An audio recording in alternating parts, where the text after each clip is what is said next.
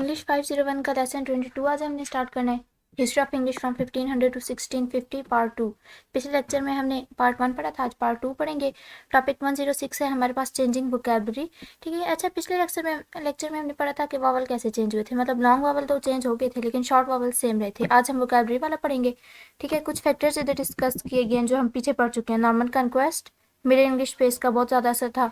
Black death, इसका भी middle English पे बहुत असर था। More general and less influential. फिर मॉडर्न इंग्लिश में कुछ और जनरल ऐसी कंडीशंस थी जिसका असर था लेकिन इतना ज़्यादा असर नहीं था। ठीक है। मेन ये दो चीज़ें थी, इनमें से भी मेन नॉर्मन कन्क्वेस्ट था। ठीक है। Some of the new conditions come into play that previously had not existed at all or were present in limits.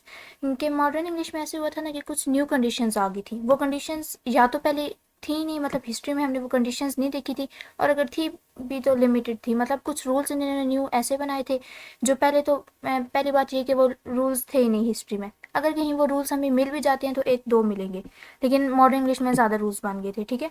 और इसी वजह से ना जो मॉडर्न इंग्लिश है ना, ये मिडिल इंग्लिश से चेंज थी। फर्दर फैक्टर्स, कुछ ऐसे फैक्टर्स थे जिसने मॉडर्न इंग्लिश को इन्फ्लुएंस किया था। उसमें ये था प्रिंटिंग प्रेस की प्रिंटिंग आ गई थी इंग्लैंड में, जिसकी वजह से वो जो प्रिंट होता था, जो बुक्स पब्लिश होती थी, वो सारी इंग्लिश में ही होती थी। इसकी वजह से इंग्लिश को फ़रोग मिला। रैपिड स्प्रेड ऑफ एजुकेशन, जो एजुकेशन है ये कॉमन हो गई थी। पहले तो मिडिल इंग्लिश पीरियड में ये हुआ करता था ना कि जस्ट अपर क्लास जो है ना वही इसको प्रमोट करते थे, लेकिन फिर इधर लोअर क्लास ने भी एजुकेशन को अपनाना स्टार्ट कर दिया। इंक्रीज कम्युनिकेशन, कम्युनिकेशन के बहुत सारे ज़राए आगे, जैसे फ़ोन वगैरह, जिसकी वजह से लोग अपने फ्रेंड्स वगैरह से रिलेशन में रहते थे और ज़्यादा वर्ड्स यूज़ करते थे। ठीक है। अफेक्ट ऑन वोकेबुलरी के मेरे इंग्लिश में तो ये था ना, फ्रेंच से हमने किया था, ओल्ड इंग्लिश में लैटिन से वर्ड्स लिए थे। इधर हमने वोकेबुलरी कुछ चेंज भी की थी खुद इंग्लिश में, और कुछ बाकी और लैंग्वेजेस से, इटालियन से, अरेबिक से वर्ड बोरो किए थे। बहुत रेडिकल एंड कंजर्वेटिव कि ये जो चेंज थे ना, रेडिकल भी थे और conservative.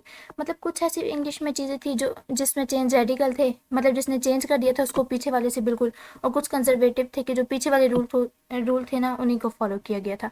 Radical in term of vocabulary, कि जो वोकेबुलरी थी, जो वोकेबुलरी मतलब जो हमारे पास एक वर्ड्स की कलेक्शन होती है, जो वर्ड्स थे हमारे पास वो रेडिकल थे। मतलब पहले फ्रेंच वर्ड ज़्यादा यूज़ होते थे, फिर आहिस्ता आहिस्ता अरबिक आ गए, फिर इंग्लिश ने अपने वर्ड्स बनाना स्टार्ट कर दिए, तो वोकैबुलरी चेंज हो गई थी। फिर जो conservative in term of grammar, कि जो ग्रामर के रूल्स थे ना वो कंजर्वेटिव थे, वो वही थे जो पहले यूज़ होते थे। एक दो चीज़ें बीच में डिफरेंस थी, बिल्कुल स्लाइटली डिफरेंट था। ठीक है। वैसे सेम ग्रामर वैसे ही थी जैसे पहले थी। Radical force means anything that promote change in language. ये वही है कि रेडिकल फोर्स का मतलब वो होता है जो लैंग्वेज में एक चीज़ को चेंज कर देती है। ठीक है। This condition favourable to spread. अच्छा, ये जो कंडीशंस थी ना, इसकी वजह से हमारे ख्यालात ज़्यादा बढ़ गए थे। ठीक है। जिसकी वजह से अब हम लोग हर रोज़ नई चीज़ें देखते हैं, नए ख्याल सोचते हैं, उनको वर्ड्स देने के लिए हम नए लफ्ज़ बोलते हैं। ठीक है। इसकी वजह से वोकैबुलरी की ग्रोथ में इजाफा हुआ था। ठीक है। Apart from special effect of Norman conquest in Middle Ages, change in vocabulary were not so great.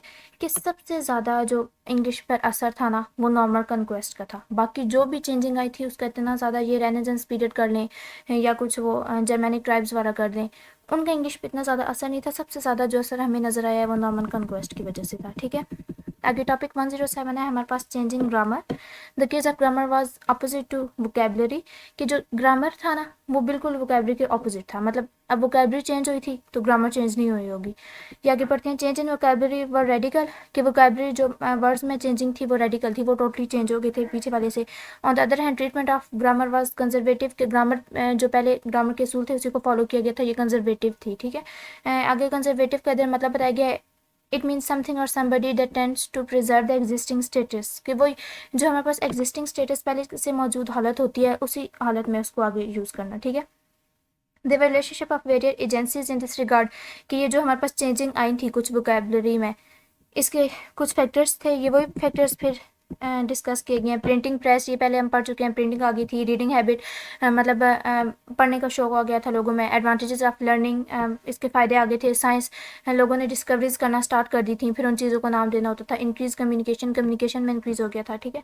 Paradox of situation, ये भी वही है कि ये जो सिचुएशन थी, ये पैराडॉक्स मतलब चेंजिंग सिचुएशन थी, ये किसके लिए फ़ायदेमंद थी। एक तो स्प्रेडिंग आइडियाज़, न्यू आइडियाज़ हमें मिलते थे जिसकी वजह से हम न्यू वोकैबुलरी में ग्रोथ कर सकते थे, न्यू वर्ड्स ईजाद करते थे। ठीक है।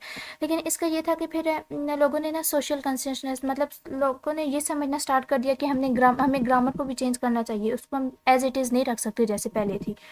सो change in grammar have been relatively slight, कि जो ग्रामर में चेंज थे मॉडर्न इंग्लिश में वो स्लाइड थे, बिल्कुल थोड़े बहुत थे, but in middle English period change in grammar were revolutionary के, लेकिन मिडिल इंग्लिश में ग्रामर में ज़्यादा चेंज किए गए थे, ठीक है, मॉडर्न इंग्लिश में इतने ज़्यादा चेंजेस नहीं आए थे। आगे टॉपिक 108 है हमारे पास, प्रॉब्लम ऑफ ऑर्थोग्राफी। ऑर्थोग्राफी होती है स्पेलिंग सिस्टम, ठीक है, मतलब आर्ट ऑफ राइटिंग स्पेलिंग्स के स्पेलिंग कैसे लिखने हैं हमने, for English as for the French and Italian in the 16th century. अच्छा 16th सेंचुरी में ना इंग्लिश, फ्रेंच और इटालियन इन तीनों को स्पेलिंग की वजह से बहुत ज़्यादा मुश्किलात पेश आई थी, और राइट राइटिंग की वजह से कि क्या क्या लिखना है, ये उनकी स्पेलिंग क्या करनी है, इसमें बहुत ज़्यादा मुश्किल आई थी इंग्लिश को, ये आपने याद रखना है। एज मलकास्टर प्रेफर टू इट, मतलब मलकास्टर एक थे, ये इंग्लिश के थे ना, ब्रिटिश के कोई स्कॉलर थे बहुत बड़े, तो इनका भी यही डिसीजन था कि मतलब ये भी स्पेलिंग पे ज़्यादा इन्वेस्टिगेशन करते थे।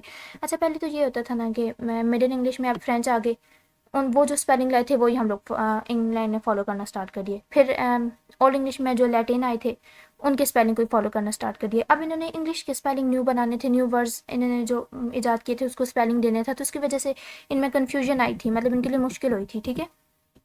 कुछ और भी फैक्टर्स थे, मतलब they try to write a language that they knew imperfectly, मतलब वो कुछ एक ऐसी ज़बान को लिखना चाहते थे जिसको वो सही तरीके से जानते तक नहीं थे।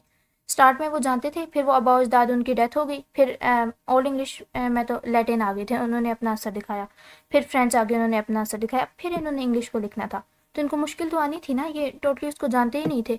Follow pronunciation to create spelling, वो प्रोनाउंसिएशन को फॉलो करते थे, मतलब हम लोग अब लिखते हैं ना कुछ स्पेलिंग होते हैं जिसमें कुछ वर्ड साइलेंट आ जाते हैं, लेकिन वो एग्जैक्ट वही स्पेलिंग लिखते थे जैसे वो बोलते हैं। जैसे एक कॉमन एग्जांपल है साइकोलॉजी, अब साइकोलॉजी प्रोनाउंसिएशन में तो एस से स्टार्ट हो रही है, लेकिन रिटर्न फॉर्म में पी से स्टार्ट हो रही है, ऐसे नहीं होता था उधर, जिस जो स्पेलिंग हम बोल रहे हैं उसी से वो स्टार्ट होगा, ठीक है। और कैडेट फ्रेंच हैबिट की कुछ उन्होंने जो फ्रेंच की आदत थी ना उनको भी अडॉप्ट किया था, वो जैसे लिखते थे वैसे ये लिखते थे। Confusion was increased when certain spelling gradually became conventional while the pronunciation slowly changed. ये परेशानी तब ज़्यादा बड़ी थी जब ये जो स्पेलिंग थे ना वो कन्वेंशनल हो गए थे, मतलब फिक्स हो गए थे। अब जो पुराना वर्ड ओल्ड से स्टार्ट हो रहा है वही मिडल में आ गया, वही मॉडर्न में आ गया उसी स्पेलिंग के साथ, लेकिन उसकी प्रोनाउंसिएशन चेंज होगी। ओल्ड इंग्लिश में कुछ और उसको पढ़ा जाता था, मिडल में कुछ और पढ़ा जाता था, मॉडर्न में कुछ और पढ़ा जाता था। जैसे मिडल इंग्लिश में ना शीन को इंडिकेट करने के लिए वर्ड यूज़ होता था एस सी, लेकिन मॉडर्न इंग्लिश में आके हो गया एस एच, उसको हम शीन से रिप्रेजेंट करते हैं। इसकी वजह से लोगों को कन्फ्यूजन थी इसमें, ठीक है। Reason was because the corresponding word in Latin was spelled so, मतलब कि इसका रीज़न ये था कि लैटिन लैंग्वेज से इन्होंने वर्ड्स बोरो किए हुए थे ना, तो लैटिन लैंग्वेज को जैसे प्रोनाउंस किया जाता था ना स्पेलिंग से डिफरेंट था, लेकिन अब इंग्लिश में वो पहली दफ़ा उस वर्ड को पढ़ रहे थे तो उनको फिर इस वजह से कन्फ्यूजन थी कि इसको पढ़ना कैसे है। In 16th variability of English spelling existed 16th century में ये हुआ कि इंग्लिश स्पेलिंग चेंज होना स्टार्ट हो गए, एक फिक्स नहीं रहे, चेंज होना स्टार्ट हो गए, ठीक। Spelling vary from writer to writer है कि स्पेलिंग ना राइटर से राइटर तक, मतलब हर जो राइटर था ना वो डिफरेंट स्पेलिंग लिखता था, कोई उसे कुछ नहीं कहता था।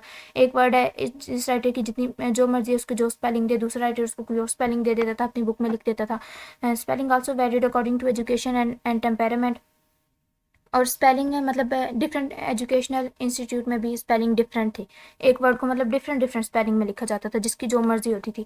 टेम्परामेंट है कि अपने हर लोगों के अपने मिजाज पे भी डिपेंड करता था कि वो जोन से स्पेलिंग चूज़ करें, ठीक है। आगे ये मोलकास्टर थे ना, ये मतलब मेन सपोर्टर थे इंग्लिश लैंग्वेज के, ये आपने याद रखना है। और ये हेड मास्टर थे मर्चेंट टेलर स्कूल के, उधर ही इंग्लैंड में एक स्कूल था, ठीक है। आगे we can notice that in the first half of next century tendency towards uniformity increased steadily।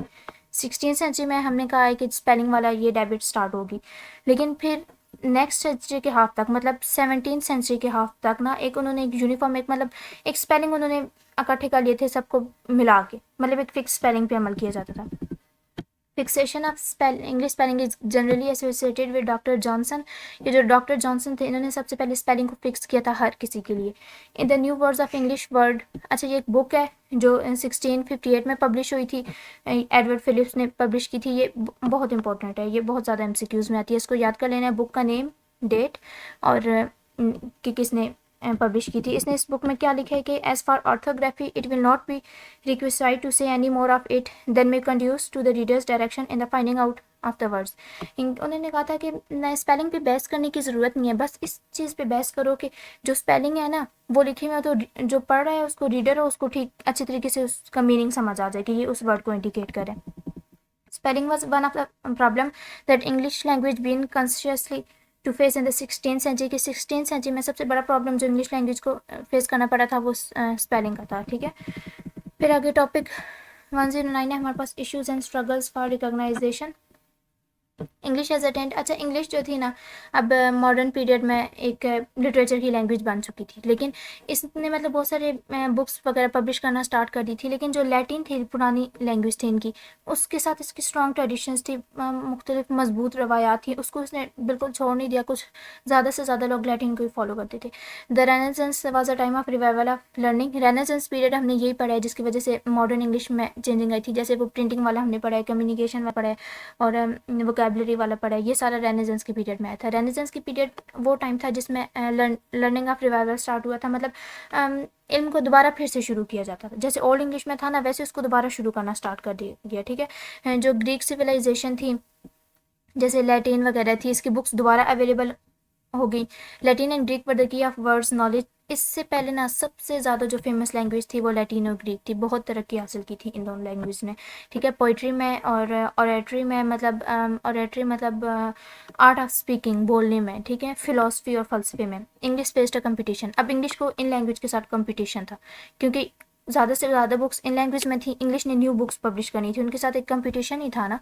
और इंग्लिश की हिस्ट्री में क्या क्या था, मतलब जो इंग्लिश ने एक तारीख, इनकी तो हिस्ट्री हमने पढ़ी है ना कि ये बहुत ज़्यादा इनको मतलब बहुत ज़्यादा ये फेमस थी ओल्ड इंग्लिश हिस्ट्री में। लेकिन इंग्लिश की हिस्ट्री क्या थी, वल्गर टंग एक बहुत ही कॉमन सी लैंग्वेज थी, कोई इसको इतना नहीं जानता था। बीइंग इमेच्योर, एक मतलब एक मजबूत लैंग्वेज नहीं थी। अनपॉलिश विद लिमिटेड सोर्सेज, इसके सोर्सेज लिमिटेड थे, मतलब इसके वसाइल महदूद थे, किसी ने इस पर इन्वेस्टिगेशन स्टार्ट करने ही नहीं की नहीं थी ना हिस्ट्री में। could not express abstract ideas, मतलब इसके वर्ड्स फिक्स थे, मतलब जो चीज़ हम लोग देखते हैं ना उसी को ये नाम दे सकते थे, किसी और चीज़ को नाम नहीं दे सकते थे। मतलब इन्होंने जानवरों के नाम थे, परिंदों के नाम थे, लेकिन अगर कोई ऐसी ये क्रिएचर देख लें जो जानवर भी हो परिंदा भी हो, उसको ये नाम नहीं दे सकते थे। ठीक है, real force behind the use of English, के जो इंग्लिश यूज़ होती है उसके पीछे किसका ज़्यादा मतलब किसने ज़्यादा उसको ताकत दी थी। एक था पॉपुलर डिमांड, कि बहुत ज़्यादा लोगों की ये डिमांड थी कि हमें इंग्लिश एज अ इंटरनेशनल या एज अ नेशनल टंग चाहिए। ठीक है, फिर all sort of man from different spheres of life, के जो बहुत सारे मैन थे, जो कुछ प्रोफेशनल थे, कुछ पॉलिटिशियंस थे, कुछ लॉयर थे, उन्होंने अपनी स्पीच करनी होती थी जब भी, तो उन्हें चाहिए होता, उन्हें इंग्लिश की ज़रूरत थी। इसकी वजह से उन्होंने न्यू न्यू वर्ड्स बोलना स्टार्ट कर दिया, ग्रामर और बहुत सारी चीज़ों को इंग्लिश में डालना स्टार्ट कर दिया। To share the fruit of renaissance, के जो रेनेसेंस का पीरियड हम ऑलरेडी डिस्कस कर चुके हैं, वो क्यों था, इंग्लिश को इम्प्रूव करने की वजह से। तो उसका जो फ्रूट था ना, उसका जो फल हमें मिला था वो एक स्टैंडर्ड इंग्लिश की शक्ल में मिला था। आगे टॉपिक 110 है हमारे पास, the problem of enrichment. In 1531 sir Thomas Elyot publish the Governor. 1531 में सर थॉमस एलियट ने एक बुक पब्लिश की थी जिसका नाम था द गवर्नर। ये गवर्नर नाम क्यों रखा गया था, it had to do with the training of those who is in the future would be occupied at the court। अच्छा, ये जो द गवर्नर थी ना, ये पहली बुक थी इंग्लैंड में जो प्रॉपर इंग्लिश में पब्लिश हुई थी। इससे पहले कोई भी इंग्लिश में नहीं थी, मतलब कुछ फ्रेंच में थी, कुछ लैटिन में थी, ये सबसे पहली बुक थी। और इसका मकसद ये था कि ये उन लोगों के बारे में थी जो फ्यूचर में कोर्ट में मसरूफ़ होंगे, अदालत वालों, लॉयर वगैरह, उन लोगों के लिए थी। ठीक है, फिर हमने ये नोट किया कि enrichment of language was realised on a very conscious level, कि ज़बान को बेहतर बनाने की ज़रूरत को समझा गया था। ठीक है, और इसको कैसे बेहतर बनाया जा सकता था, पॉपुलर डिमांड, ये तो हम पहले पढ़ चुके हैं कि क्या उनको डिमांड थी लोगों को कि हमें इंग्लिश चाहिए, but it need support and approval of elite, मतलब जो अपर क्लास थी ना उसकी हिमायत, उसकी सपोर्ट और उसकी मंजूरी की ज़रूरत थी ताकि वो इसको अप्रूव करें इंग्लिश को, कि इंग्लिश को एज अ मतलब नेशनल लैंग्वेज तस्लीम करें, तब वो फिर आम कॉमन पीपल में भी इसको अप्लाई करेंगे।